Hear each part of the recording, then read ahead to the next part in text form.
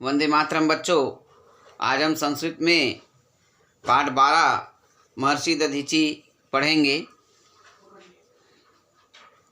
भारतीय संस्कृति सर्वश्रेष्ठ संस्कृति अस्ति। भारतीय संस्कृति सर्वश्रेष्ठ संस्कृति है। दानम दया समता परोपकारा इत्यादियो गुणा भारतीय संस्कृति अलंगानि सन्ति। दान दया समानता परोपकार इत्यादि गुण भारतीय संस्कृति के अंग है।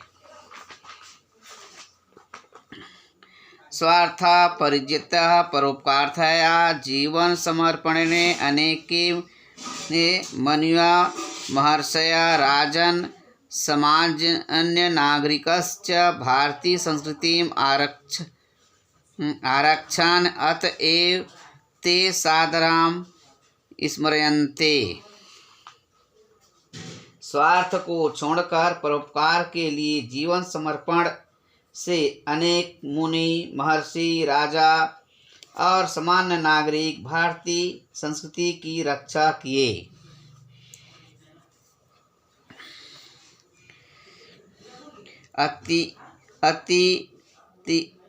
तिक्षरस करस्थम्य स्थलम प्रच्छन् राजन्ति देव कपोतरक्षस स्वदेहमाशं प्रदादनो महाराज शिवी देवरक्षस स्वशरीर रक्षस स्थानिनी पृच्छत्। महर्षि दधीचि चित्सादृश एवं श्रद्धेया स्मरणी महापुरुषः सन्ति।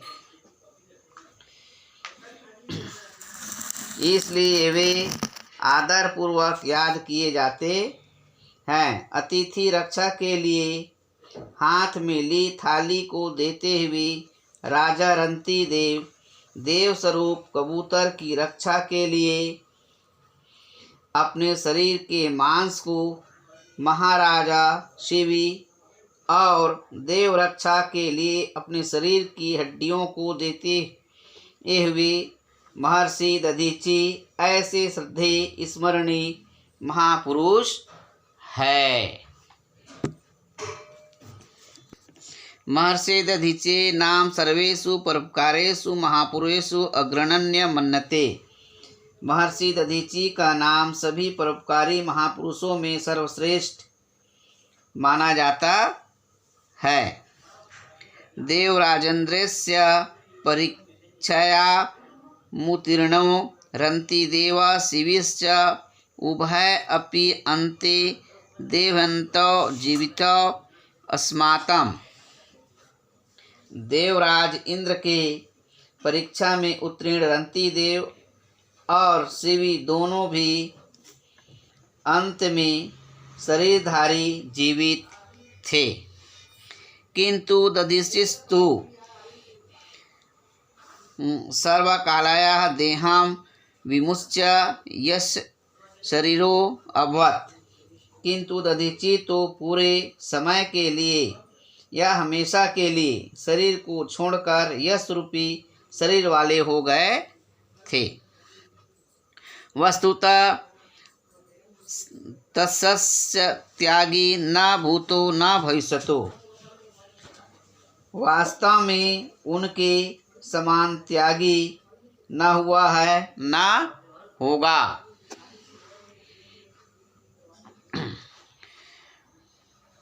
प्राचीन काले कदाचित् देवानां दानवानां च भयंकर संग्रामो भूतः।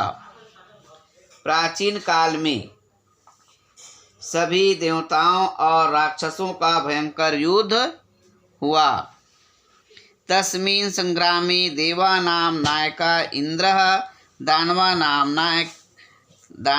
नायकश्च वृत्रासुरः आसीत्।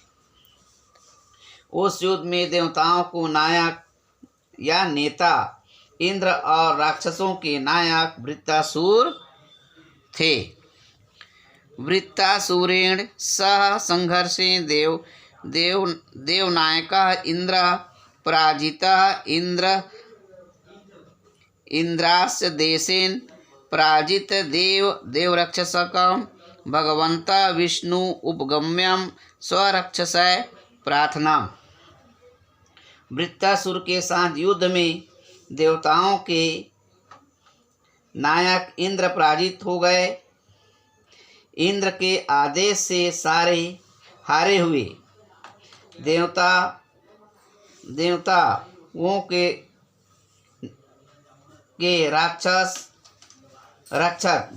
के देवों के रक्षक भगवान विष्णु के पास जाकर अपनी रक्षा के लिए प्रार्थना किए। प्रार्थना नाम श्रुत्वा प्रसन्नो भगवान विष्णु अब्रिहत। प्रार्थना को सुनकर प्रसन्न हुए भगवान विष्णु बोले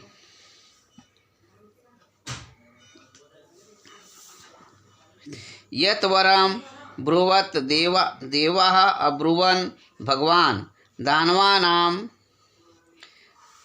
दानवानां नायको वृत्तासुर देवराजस्य इंद्रस्य सकलं देवसेनो पराजित्य सः दानवराजोऽस्माकं सर्वाणि वस्त्राणि अपि अन्यश्च भगवान् अस्मान् रक्षसु। बोले वरदान मांगो। देवता बोले हे भगवान, दानवों के नायक वृत्तासुर ने देवराज इंद्र की समस्त देव सेना को पराजित कर दिया। वह राक्षसों का राजा हमारे सभी शास्त्रों को भी नष्ट कर दिया। आप हमारी रक्षा करें। भगवान विष्णु उवाच भो देवा। भगवान विष्णु बोले हे देव, इदामी महर्षि दधीचि सर्वेषां ऋषीणां शिरोमणिः वर्तते। इस समय महर्षि दधीचि सभी ऋषियों में श्रेष्ठ है। व्रतोपवास तपसा च तस्य महात्मनो देह पावना संपन्नः। व्रत, उपासना और तपस्या से उस महात्मा का शरीर पवित्र है। तस्य देहस्य अस्थिभिः यदि ब्रजस्य निर्माणं भवेत् तर्हि तेन ब्रजेण वृत्तासुरस्य वधः संभवति। उनके शरीर की हड्डियों से यदि ब्रज का निर्माण हो तो उस ब्रज से वृत्तासुर का वध संभव है। अतः सत्वरं गत्वा त्वं महर्षि तद्देहं याचत। इसलिए शीघ्र जाकर उस महर्षि से यह शरीर मांगो। सः ऋषि धर्मस्य मर्मोज्ञ वर्तते। वह ऋषि धर्म के विशेषज्ञ है। ऋषियः खलु परोपकारिणो भवन्ति। ऋषि निश्चित रूप से परोपकारी होते हैं। स परोपकार्थम अवश्यम स्वदेहं दास्यति। वह परोपकार के लिए अवश्य अपना शरीर देंगे। भगवतो विष्णु आदेशेन देव महर्षि दधीचे समीपम गतवन्तः। भगवान विष्णु के आदेश से देवता ऋषि दधीची के पास गए। दधीची उवाच भो देवा। वहाँ जाकर वृत्तासुर के अत्याचारों का वर्णन किए।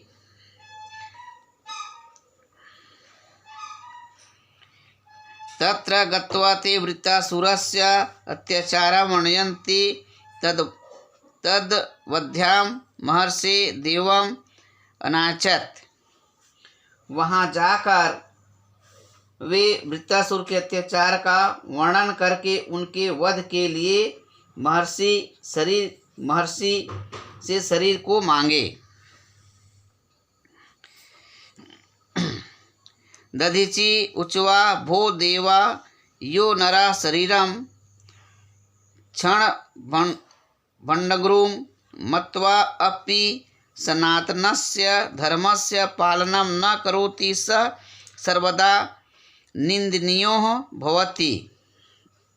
दधीची ने कहा, हे देवगण, जो मनुष्य शरीर को नाशवान मानकर भी सनातन धर्म का पालन नहीं करता, वह हमेशा निंदनीय होता है।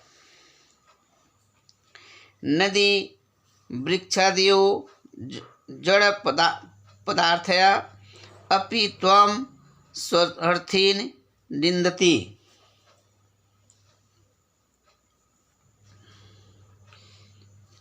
नदी वृक्ष आदि जड़ पदार्थ भी उस स्वार्थ की निंदा करते हैं। यह खलु प्राणिनां शोके शोकं हर्षे हर्षं च अनुभवति सः एव प्रशंसनीयो भवति। निश्चित रूप से जो प्राणियों के शोक में शोक और हर्ष में हर्ष का अनुभव करते हैं, अतः देव कार्याय शरीरं मुच्यतो लेशतोऽस्पि व्यथा न भविष्यति, वहीं प्रशंसनीय होता है। इसलिए देव कार्य हेतु शरीर को छोड़ने से थोड़ा भी कष्ट नहीं होगा।